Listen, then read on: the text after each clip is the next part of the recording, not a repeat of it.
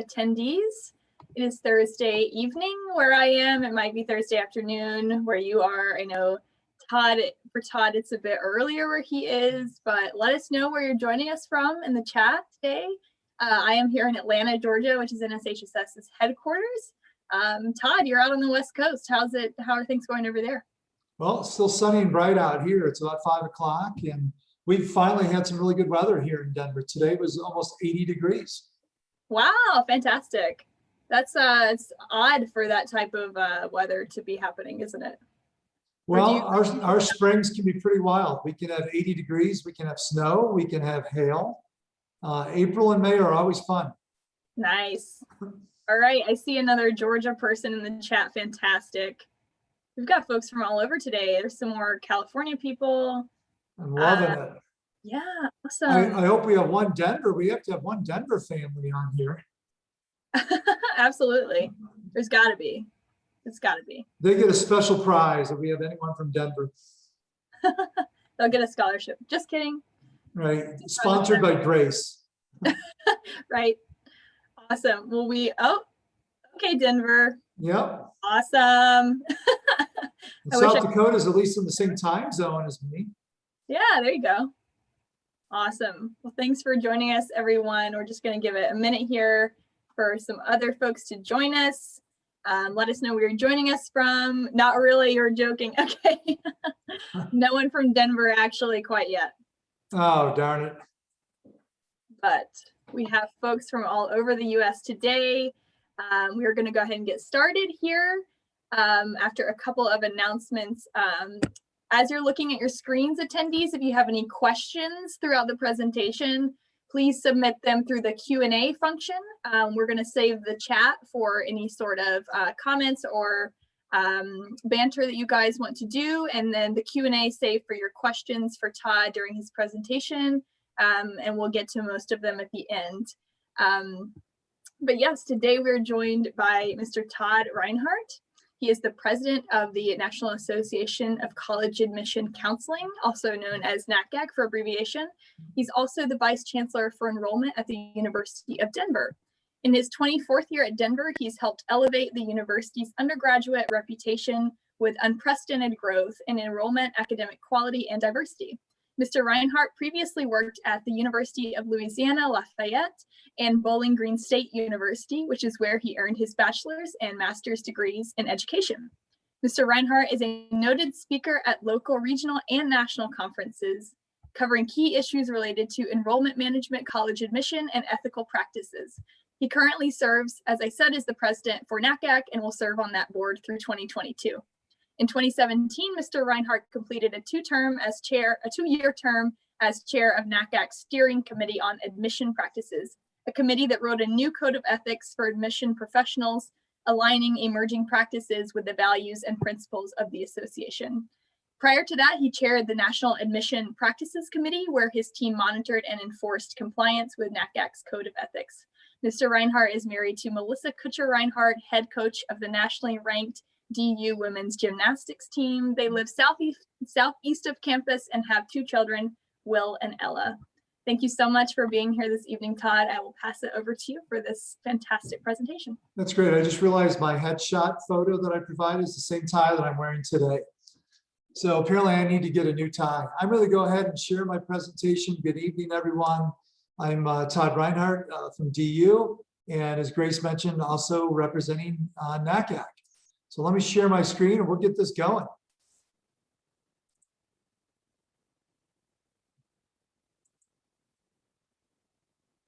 Let me make sure this, there we go. Hopefully everyone can see that. That is a beautiful shot of the University of Denver. You can see we're kind of a residential campus, but in a city, and we're about 7 miles south of downtown. So you can see downtown Denver there at the top of the photo. And it's actually starting to look like this kind of now outside my window because spring is here and things are greening up. And this photo maybe was taken in May a year or 2 ago. So what do we want to do tonight? What I really want to do is simplify this process and remind the students, you're really in charge of quite a bit. I think college admission, there's so much hype around it and sometimes anxiety. And I want to remind you, let's simplify this.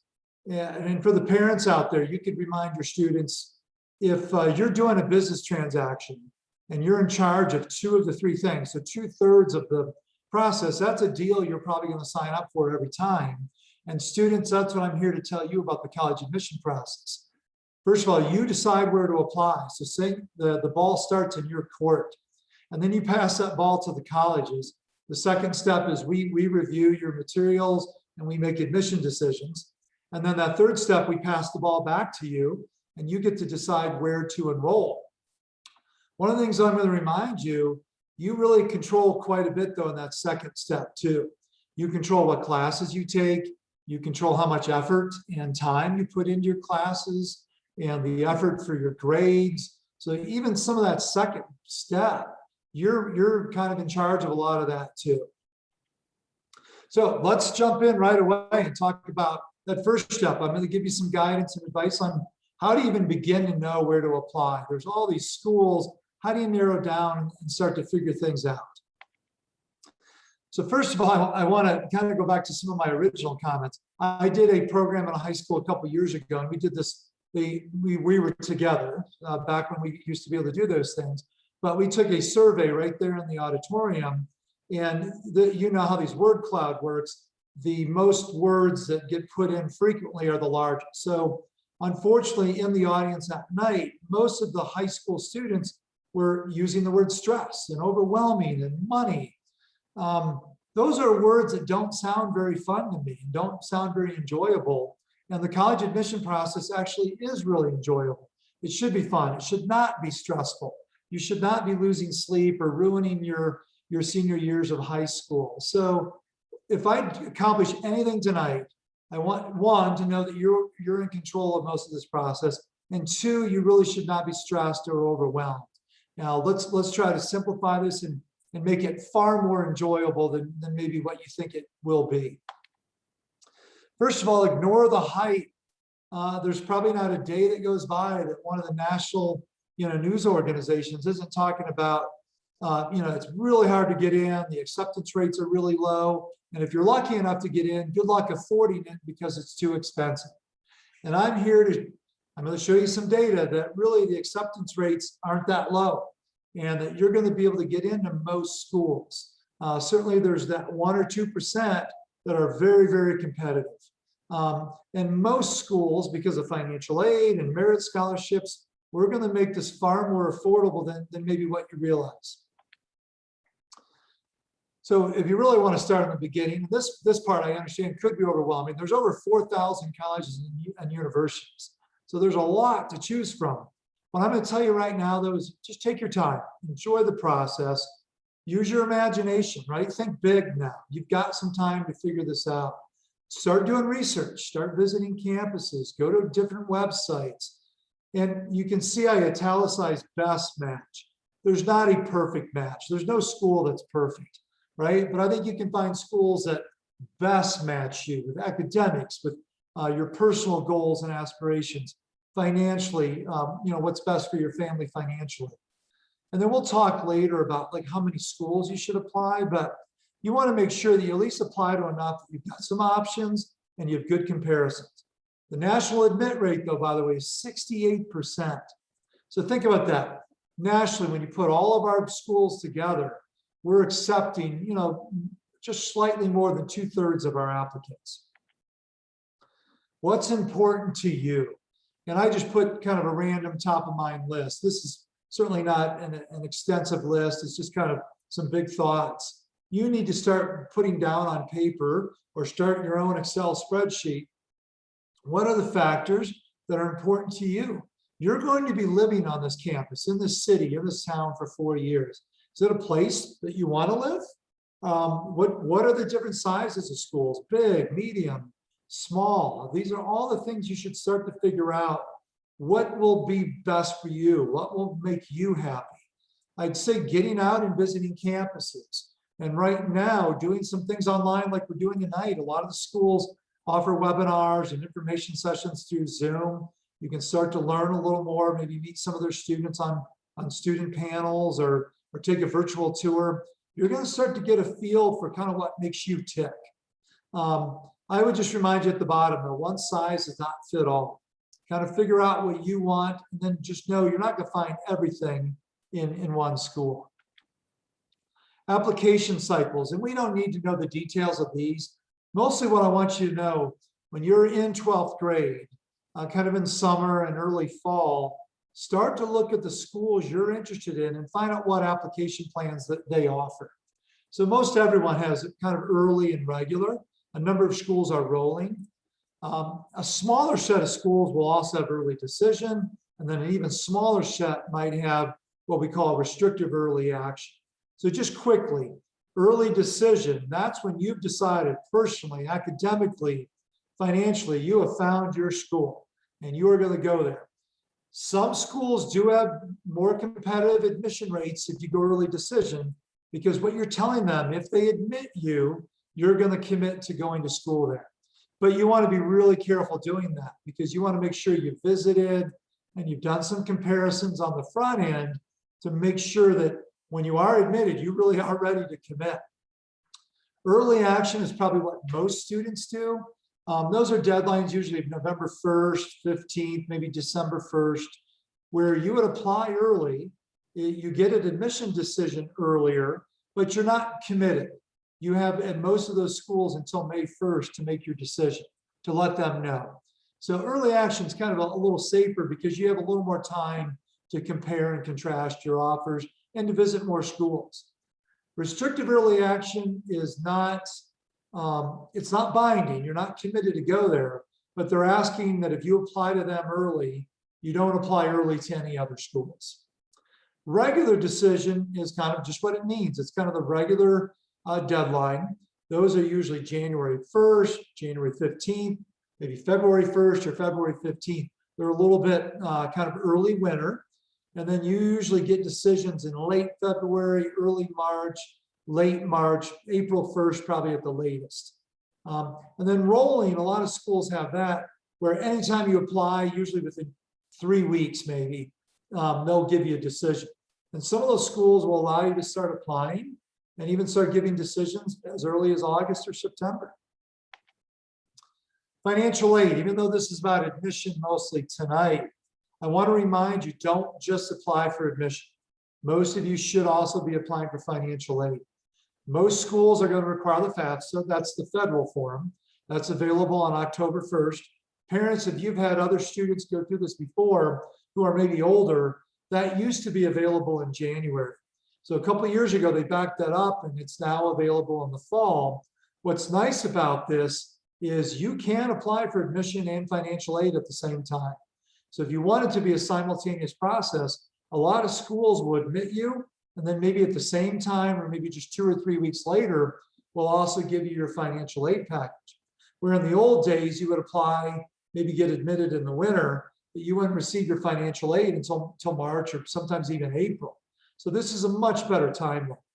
Private schools like University of Denver, a number of us also require the CSS profile.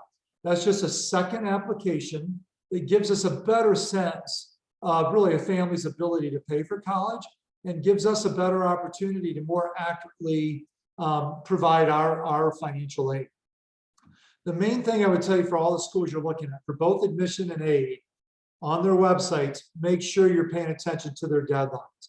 You don't want to miss any admission or financial aid or scholarship deadlines.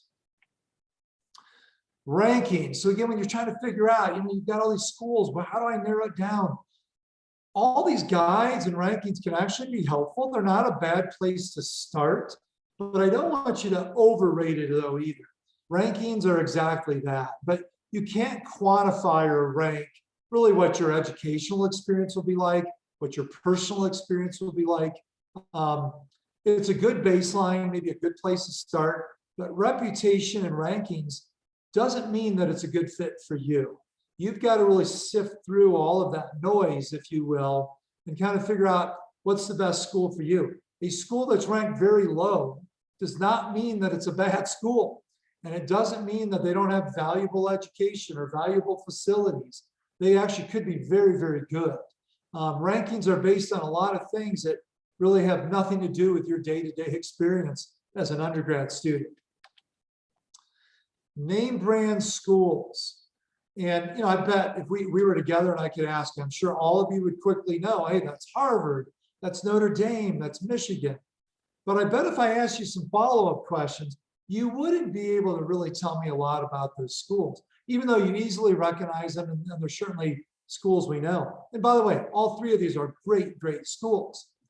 Don't get me wrong, but I bet most random people off the street can't tell you a whole lot about it. In fact, when I ask students about Harvard, usually the first thing they say is that it's really hard to get into. But that doesn't tell me anything about their academics or about their faculty. Notre Dame and Michigan, a lot of times the first thing people say is football, right? And that football's fun. I love football. But you'll only go to about 5 or 6 football games a year in the fall. So what are you going to do the rest of the months that you're on campus? What else do you know about their majors and their clubs and organizations? These are good schools, but you need to take a deeper dive. Here's the next thing I want to remind you of. Remember in that first slide, I told you there's about 4,000 schools. This is actually just the schools that have football teams. So these are just football schools, Division 1, 2, and 3.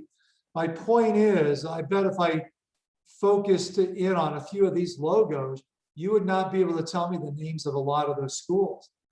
They're just not as, as popular maybe or as well known. But I'm here to tell you, those schools academically and the professors they have and the opportunities and experiences they provide are just as good as those schools sometimes that we all know.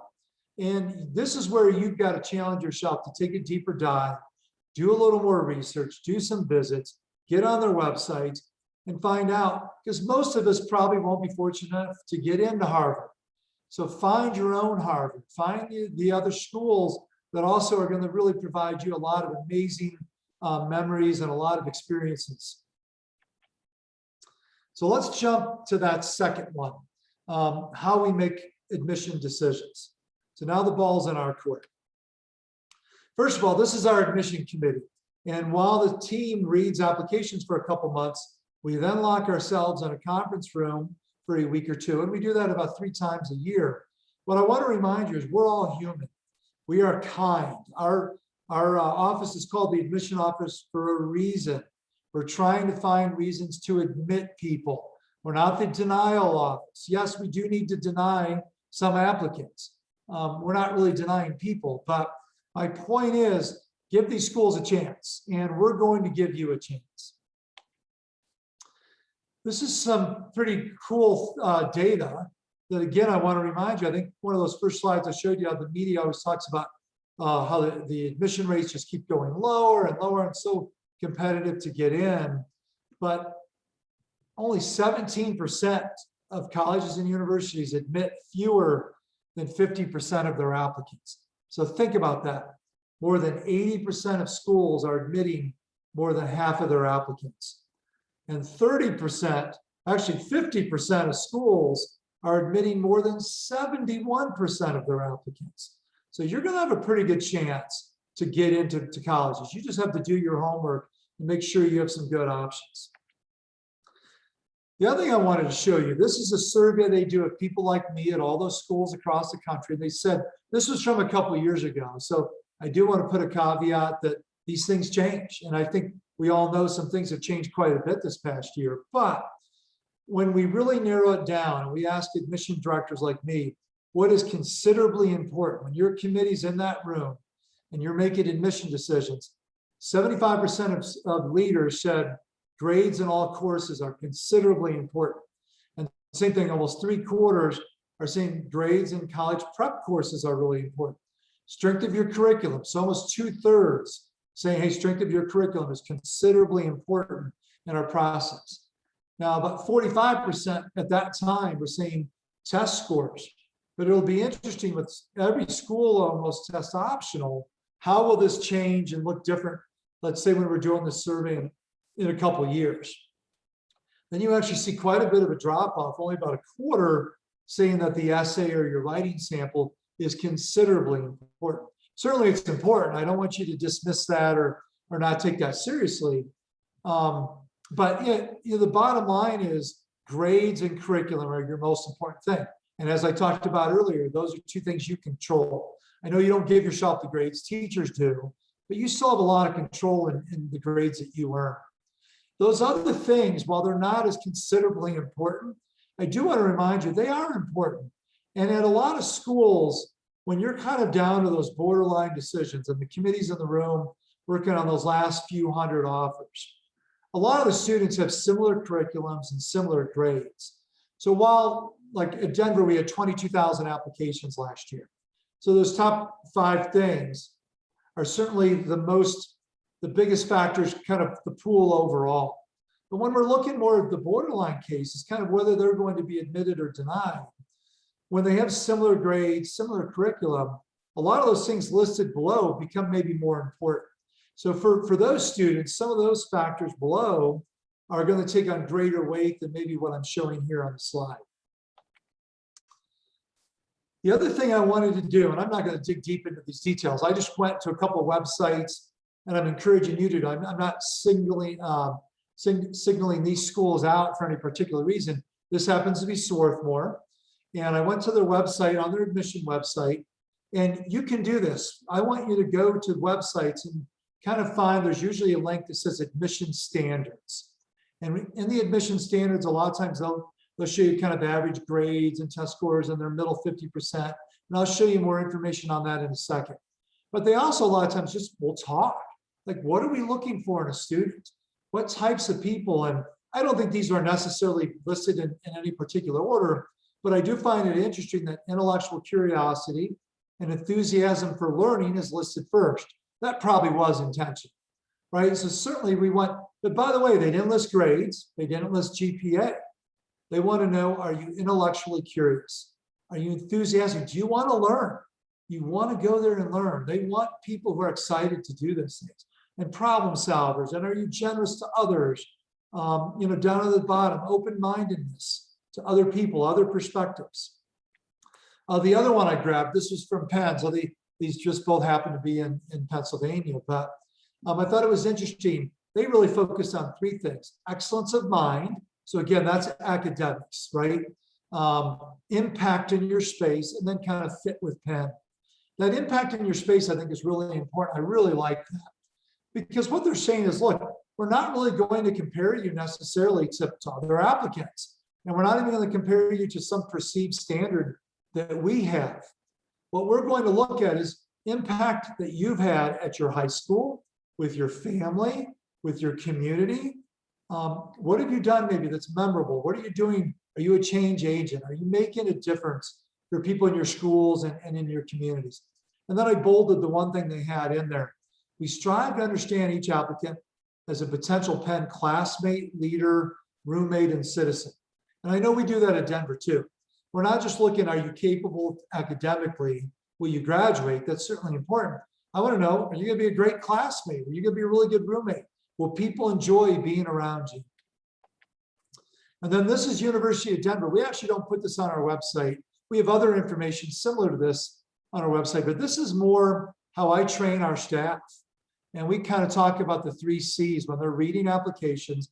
And then when we're in committee, these are kind of the thresholds we use. And the first one is capable academically. So that would go back to those first 2 schools we looked at, right? So intellectual curiosity, excellence of mind. Ours is, are you capable academically? So we're looking at that curriculum, looking, have you had consistent performance in 9th grade, 10th grade, 11th grade, 12th grade? And I wrote upward, because hopefully your curriculum is upwardly getting a little more rigorous, and your grades are either staying very strong or they're getting a little bit better each year. We really want to see evidence that you're going to persist and graduate, that when we take you, we know you're going to make it here. But we had 22,000 applications last year. So we can't take everyone who's capable. We don't have enough room. We don't have enough seats and beds. So now we have to take it to the next level. Who's the most competitive? So we're looking at, the stronger academic records, the better upward trends. Kind of, do you have patterns of low grades? Not a single low grade. We're not going to eliminate people because they had 1 or 2 low grades. But if you have a pattern of low grades, that would probably mean you're not as competitive with the rest of the applicant pool. We look at some other things too, discipline, and some private schools, we are need aware on the bottom, kind of the bottom of our applicant pool. we don't have the funding to provide full need for everyone. So we're going to not admit some people that maybe we know we can't provide that financial aid they really need to come. And then compelling, because once again, just because you're capable and competitive, we don't have room for everyone. We're looking at shaping a class. Are we short anywhere? And you'll never know that. And that's going to be different at every school. But who has compelling stories? Who's really shown grit and perseverance? Who's found success during this pandemic? Do you have any unique accomplishments or circumstances? Will you make a difference on our campus? Demonstrated interest, we don't quantify that. We don't deny people who are not showing interest, but we certainly maybe will show some preference to people who want to be here, who have taken an interest in our faculty, maybe shown some interest in our admissions staff. We're excited to admit people who like us and have done their homework about the University of Denver. I'm not showing you this to brag about Denver. I'm not showing this to intimidate you that, oh my gosh, like my grades and test scores aren't quite in that range. What I'm telling you is go to different websites of the schools you're interested in to get a sense of, are you competitive? Are you kind of capable in that pool? Will you be competitive in that pool? So these are just our averages. The middle 50%, I think, is a far better metric though, and most schools will list this. So let's say if a school's admitted 10,000 students, take out the top quarter, take out the bottom quarter, go to the middle 50%. So in the middle group, their GPAs range somewhere between a 3.6 and a 4.0. You can see their SAT and their ACT ranges. I want to remind you though, test scores are optional in most schools right now. So this is maybe an older benchmark that's not as helpful anymore. But if you choose to submit your test scores, I think you at least generally have a sense of kind of what the other applicants might be looking like. Another thing I want to remind you, this is the middle 50%. If you're in that range or higher, you're going to be competitive. Doesn't mean you're going to be admitted, but it's probably going to give you some reassurance that you would be competitive in that pool. But what I wanted to remind you is everyone admits their bottom quarter. So remember, at Denver, I'm probably also admitting some people that are between a 3.2 or a 3.0 up to a 3.6.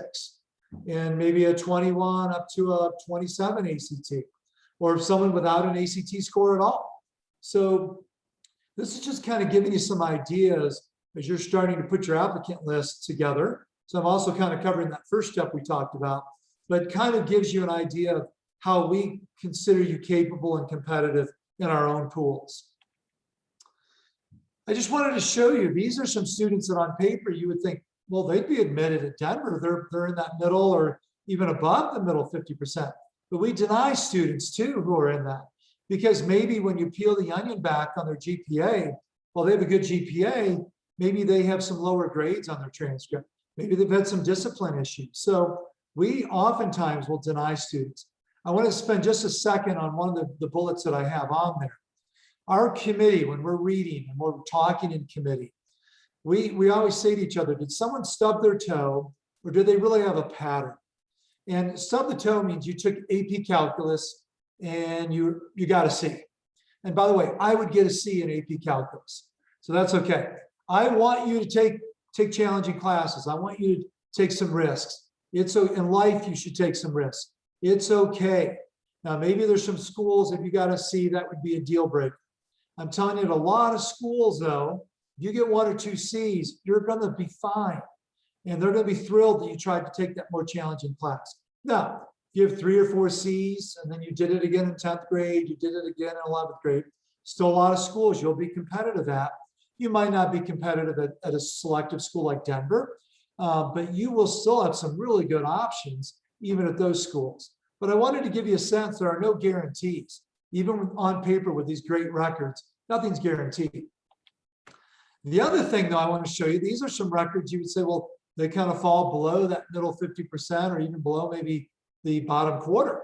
These are students we admitted, though, because when you peel the onion back, their overall GPA might be a 3.1, but maybe in 11th grade, they were doing like a 3.8 or a 3.9 for that year.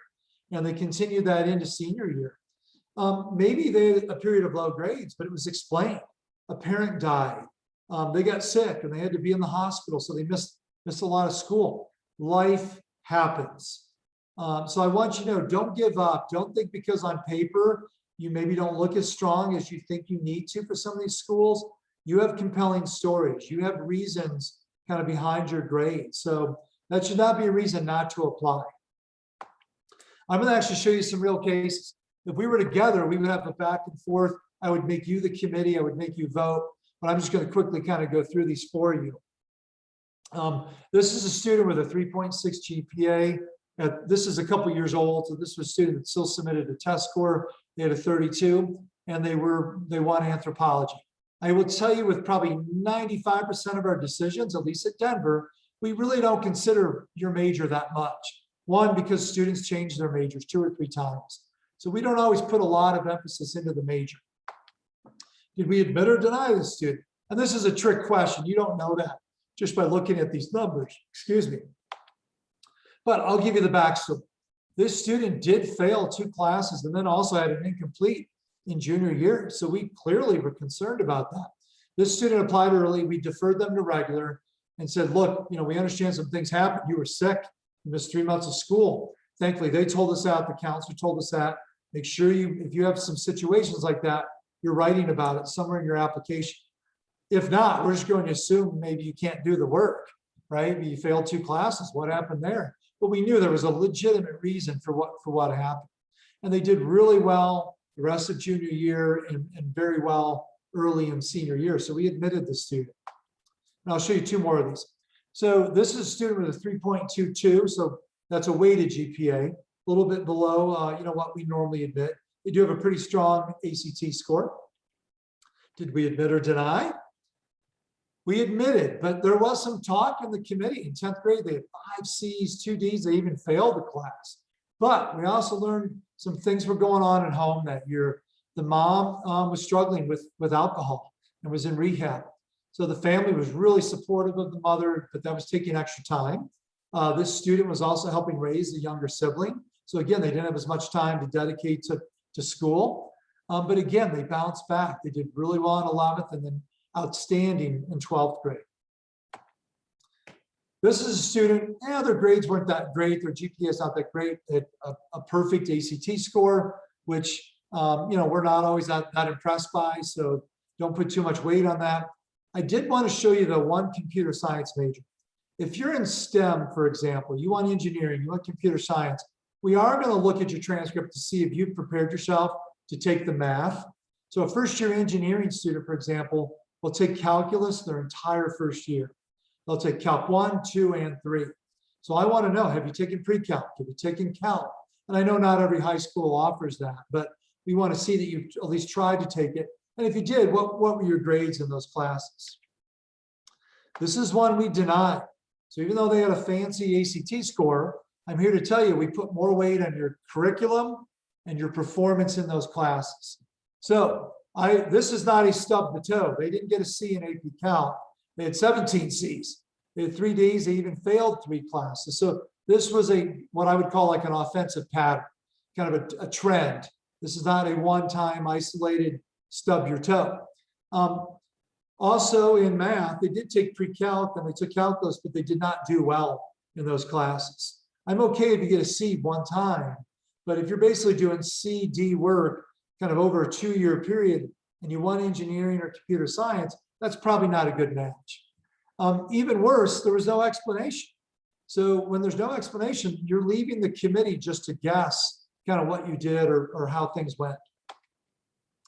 I'm not going to spend a lot of time on discipline. I know everyone on this call tonight, you are national scholars. You are great citizens, ethical people, but good people sometimes make a mistake. And I want you to know, if you're a good person, you've made a mistake, you've owned it, you take responsibility, you're transparent about it, you're going to be fine. Again, there might be 1% of schools that, that would be a deal breaker and you might not be admitted. The vast majority of colleges, though, if you're doing the right things, you haven't done it again, it's been a year since whatever mistake you made, you're going to be fine in most places. Now, where things get a little more serious is if you've assaulted someone, maybe physically or sexually assaulted, or you've kind of had a problem following rules over and over again, like you got in trouble in 9th grade and again in 10th grade and then twice in 11th grade. That's not a stub the toe, that's more of a pattern.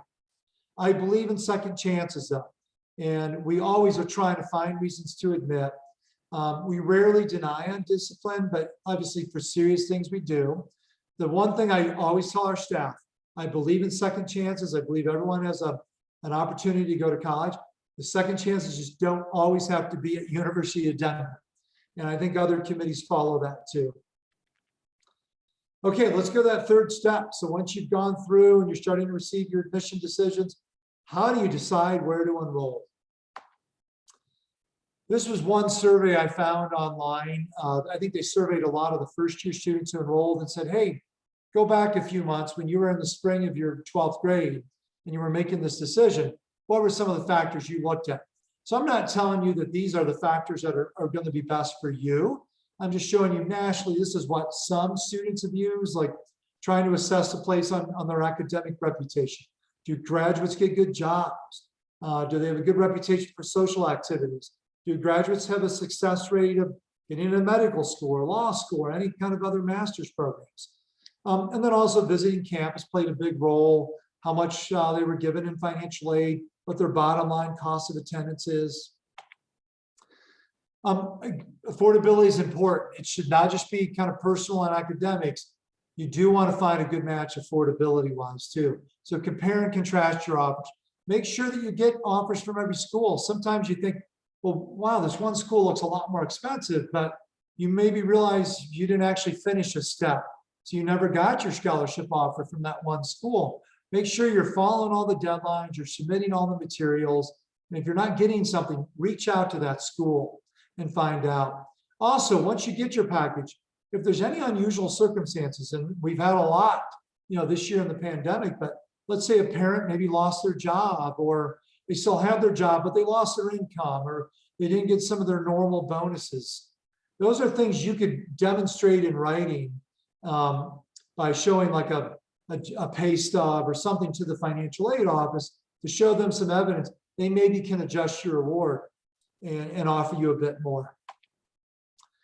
Post-admission. So like this summer and fall, I want you to get out and visit schools. And that's more that initial look. You're trying to figure out like, where do I want to live? Do I want big or small? Do I want to be in a city or in a college town? Just all the different characteristics of schools. You're kind of looking at that big picture. But once you're admitted, I want you to narrow that list down and get it down to maybe your top 2 or 3 schools and go back and visit those, but do it with the lens of an admitted student. Go back, you're evaluating now with something different. And you're trying to figure out, not just academically, do I want to live in this place for 4 years? And do I feel like I belong on this campus? I really want you to visit. And as an admitted student, you're going to have a lot of options. They're going to have special days just for admitted students. I want you to do info sessions and tours, but also see if you can attend a class or have lunch in the dining hall. Randomly, when you're walking around, talk to students, ask them questions. Ask them, how did you decide to pick this school? And have you been happy so far? Are you disappointed with anything? These are things you should be asking students. Also, go explore the local area. Go have dinner somewhere. Go to a museum. Go walk in the park. And again, you're trying to get a feel for what it's going to be like for 4 years. I'm not going to go through all these questions, and these are not like the best questions. These are just some things that were top of mind that I put down that you're trying to get answered, right? So maybe on a webinar or on their website or when you're visiting in person, these are things you can start to get a sense of. What's the educational experience like? Is it supportive? Is it easy to meet with a professor? What's a typical student? What's the culture of campus? And then some other things, down there at the bottom, like what types of jobs do students typically get? What are some of the average salaries your graduates normally have? What are your alumni doing? Are they living productive, happy lives? Are they thankful that they had the opportunity on your campus? A lot of schools collect that data, qualitative or quantitative surveys that they're willing to share with you. So it doesn't hurt to ask. Decision time. What I'm going to tell you, remember in the beginning, I told you put your spreadsheet together and figure out all those factors. You're not just going to wake up one morning and pick a school. So it should be a process in the beginning of eliminating schools rather than just selecting a school. So find out what's important to you. Maybe let's say you get it down to 6 schools and you have 10 factors on your spreadsheet. You might say, well, 2 or 3 of those schools only have maybe 3 of my 10 factors. So I'm going to eliminate them. And then you're going to find maybe that school that's starting to meet 6, 7, 8, maybe even 9 of your factors. I doubt that you'll ever find a place that'll meet like all 10 of your factors or all 8. How many you have? There's not a perfect school. Even the schools I showed you, Harvard, Michigan, Notre Dame, those are phenomenal places. Not everyone likes every single thing they do. I promise you in 4 years, you're not always going to like every professor. I would ask you a question if we were live together in person, what's your favorite restaurant? And you would tell me that. And then I would turn around and ask you, how would you like eating breakfast, lunch, and dinner for 10 weeks in a row at your favorite restaurant? I bet it wouldn't always be your favorite restaurant. There's going to be some meals that you're just not excited about, or you're not excited about eating that meal for a 4th time in 6 weeks. So, and there's not a perfect match. So don't put this pressure on yourself to find everything perfect. Find things that align mostly and get you excited. Choose a place that you think is going to challenge you, where you're going to grow academically, you're going to grow personally. Financially, I think you should stretch yourself a little bit too. I want you to find a good, affordable match for your family. And clearly, if something's like $20,000 or $30,000 out of your reach, you have to eliminate that school. That's not a good match. That's not going to probably be a place where you can make it to your 2nd, 3rd, and then eventually graduate. That's not realistic. But if maybe a school's 5,000 more or 10,000 more, I think it's okay to stretch if you're finding great value. This is an investment in you. You're worth that extra investment. So I don't think I would rule school out if they're a little bit more, especially if you have found this is going to be your home, kind of personally and academically. And then bottom line, find a place where you're going to be happy. Trust your instincts. So at the end, when you've gone through this logical, practical process and you're using some good factors, when it comes down to maybe just a couple schools, I do think it's okay to wake up one morning and just pick a school. Pick the one that excites you. This is an art and a science when you're picking a school. So the science part you're going to do. You're going to do your visits. You're going to do your research. You're going to do your spreadsheets. But the art part, sometimes you have to wake up and decide, where am I most excited? Where do I feel like I really belong? You're going to figure that out. You don't need to know that now. But whenever you're in spring of your senior year of high school, you're going to start to figure this out. The last piece of advice, and then we'll open up for discussion.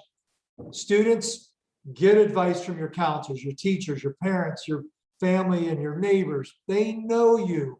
They know you really well. They care about you a lot. They have your best interest at heart. Get advice from them. Do not ignore them. But you've got to make the decision yourself.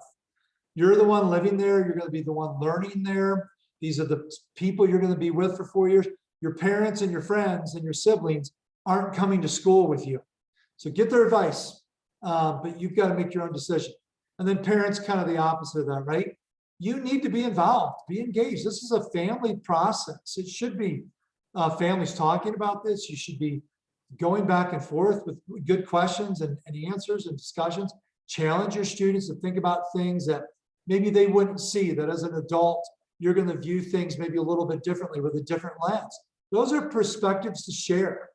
But at the end of the day, don't tell them where to go. Let them figure that out on their own. You've raised them. You've given them really good skills and really good kind of logical thought processes, problem-solving skills. Let them figure this out. This is my contact information. So that's the email for DU if you ever want to, if you're interested in the University of Denver. You can certainly visit us. You can email our general account. If you have anything specific for me, that's my email address. And then certainly, visit our website. I'm going to stop sharing so we can maybe answer some of your questions. And I'm sorry, I purposely went through that 100 miles an hour, but I did that because I wanted to cover and really give you as much information as we could tonight. Thanks, Todd. That was fantastic. We have some awesome questions for you. I'm going to start with one that I hear actually pretty often on webinars like this from Al. Do schools favor early decision over early action? Wait, say that again? Do schools favor early decision over early action? Yeah, in a lot of schools like at Denver, we actually have both. So we offer early action and early decision. The reason for that, we want this to be a student choice. We really don't have a preference. I mean, obviously we love early decision because those are students saying they love us. But you don't really have an advantage. I mean, maybe if you look at the admission rates at a lot of schools, they are slightly better. You have slightly better chances at early decision at some schools. But here's what I'm going to tell you. Everything we walked through, how we evaluate your transcript, how we look at trends in your grades, how we look at the rigor of your curriculum. I don't care if you apply early action, early decision, or regular decision. We're going to look at the same factors. We're going to evaluate you the same way. We're going to have the same discussions. So really, it should be a student choice. Now, strategically, you might find that maybe your favorite school, you're going to be more competitive if you apply early decision. But I don't want you to do that only as a default because you feel like that's the only way to get in. I only want you doing that if you really believe that's a great school for you. Don't do it as a strategy.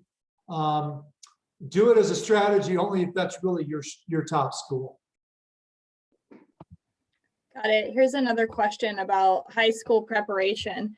What would you consider college prep courses in high school?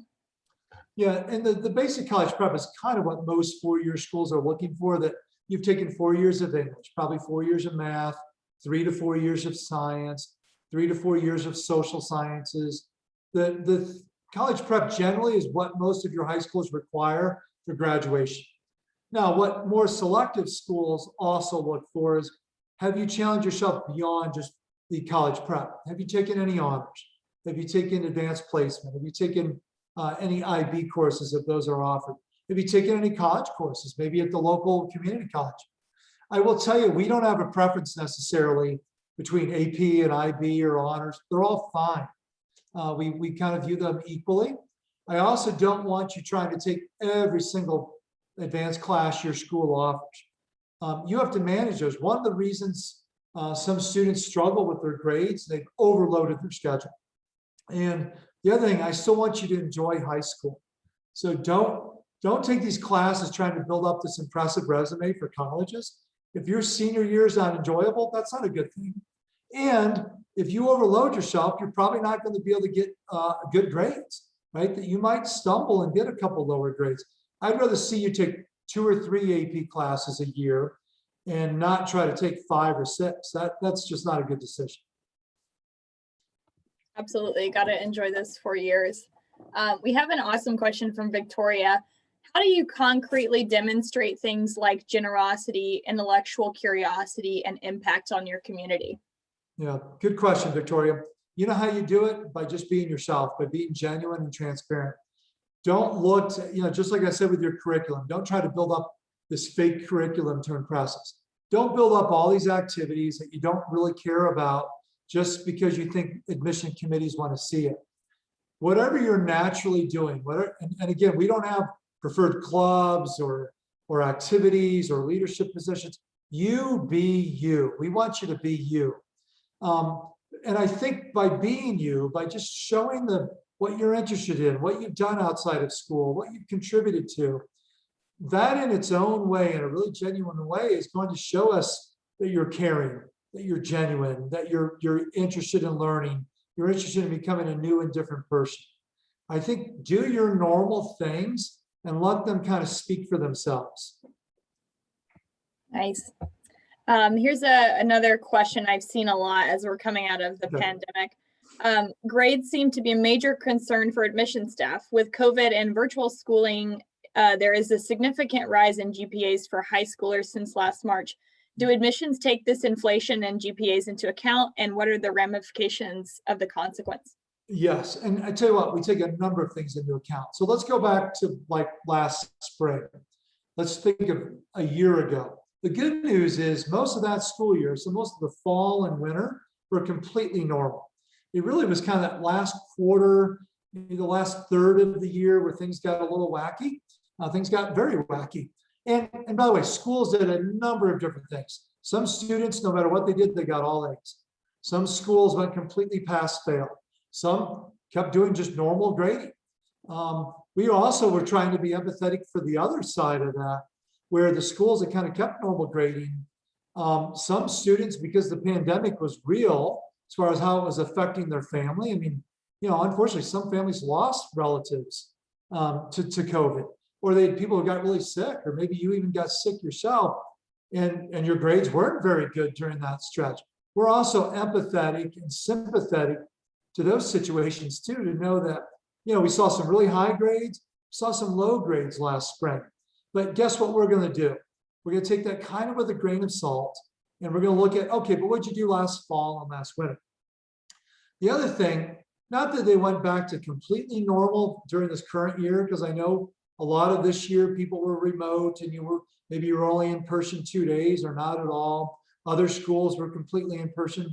But I do think most high schools went back as much as they could to more normal grading, that they weren't doing pass fail. They weren't just giving everyone an A who took the class. That they were trying to assess and give those grades normally.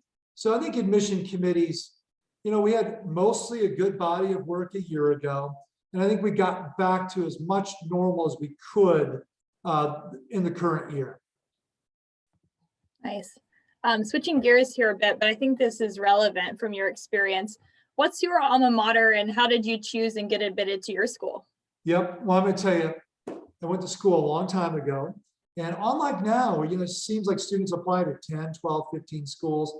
And by the way, I don't know that you necessarily need to apply to that many. 5 or 6, I think, is a sufficient number. But when I went to, when I was in high school, first of all, they didn't really have all the rankings. So you couldn't get all the guidebooks. US News had just come out. So that was really kind of a new thing that most of us didn't even really know anything about. And colleges really weren't out there aggressively visiting high schools. And most of us have applied to just a couple schools. So I applied to one public and one private. I grew up in the state of Ohio. So I applied to a public school that was near my home. And then I applied to a private school that was probably a 3 or 4 hour drive. And I ended up going to the public school. And I had a great experience. In fact, I liked it there so much, I stayed there and went to grad school. I got my master's from Bowling Green State University. And again, that's a school that most of us probably have never heard of. It's in Northwest Ohio. It was a great, great school for me. I made lasting friendships. I made awesome connections with professors. They were able to write recommendation letters for me when I was applying to grad school. I had a fantastic experience. I would definitely do it all over again. That's awesome, Todd. I love that we have someone who lives 30 minutes from Bowling Green. Go Falcons. There you go. Nice. Yeah. Fantastic. What would you recommend the junior do during the summer to prepare for college applications? Wait, just say that first part again. What would you recommend a junior do during the summer to prepare for those applications? Great question. One, I would, the applications don't go live usually until August 1st. And most of the schools you're looking at probably are in Common Application. So I would get a Common Application account. I would get registered, get that set up. You can start to fiddle around in there. They don't go live until August. But if you wanted to, you could start working on your essays. Maybe go onto the websites and start looking to see if any of the schools have supplemental essays. You could start to maybe work on those this summer. I also think summer's a great time to get out and visit schools. And, most of us have been closed this past year. This summer and fall, we're all going to start opening again. That you're going to be able to do in-person tours. You're going to be allowed to go into buildings again. So I think this summer would be a great time to start visiting schools. The other thing I would work on is your resume. So just go back. Hopefully you already have one, but if you don't, that's fine. This summer you could start working on your resume and start listing, like trying to remember, like in 9th grade, what clubs was I in? Did I play any sports? Did I volunteer? In 10th grade, what did I do? 11th grade, what did I do? Make sure you're starting to pull all that together. And the other thing I would do is start researching schools to try to figure out what are those 8 or 10 schools I'm going to apply to. That'll start to inform you where to visit. But I want you to go and start looking at their middle 50%. Because if you're going to apply to 8 schools, I want you to be in that middle 50% or higher on probably at least 4 of those 8 or 5 of those 8, and then maybe take a stretch.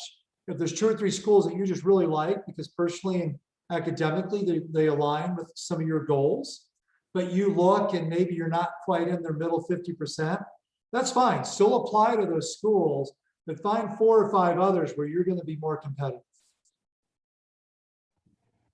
Gotcha. What do you look for most in essays? What stands out the most to you when you're reading essays? You know, again, there's not this perfect essay or perfect topic.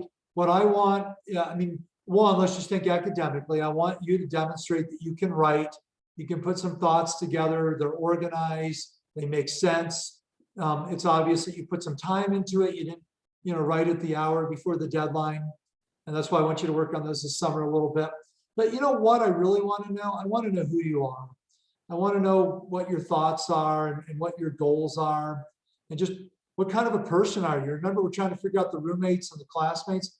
I can't figure that out just by looking at your transcript. I want to hear the rec letters. I want to see in the essay. I want to learn something about you that I wouldn't know just by looking at your grades.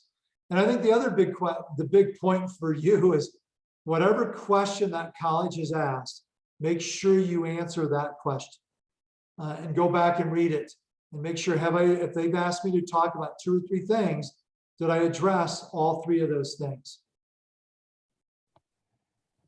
Yeah, follow the prompt, right?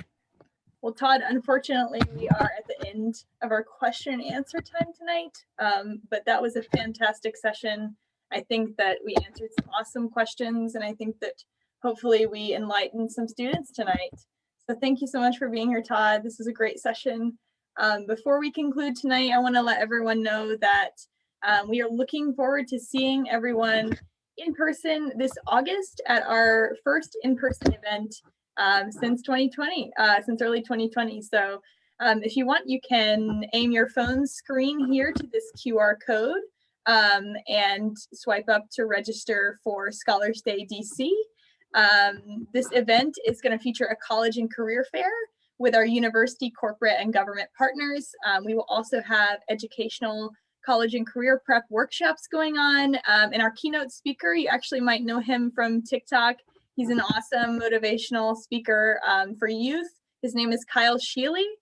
You definitely don't want to miss his keynote presentation at Scholars Day. So scan this QR code, and you can also follow the link that was dropped in the chat to register for Scholars Day this August. We will see you all there in person. And once again, thank you so much, Todd, for an awesome time this evening. Oh, thank you for having me. Thank you for the amazing questions that everyone asked. And have fun in DC. I might have to make my way up there. Absolutely, Todd. Please join us. We'll love to see you. Good night, everyone. Good night.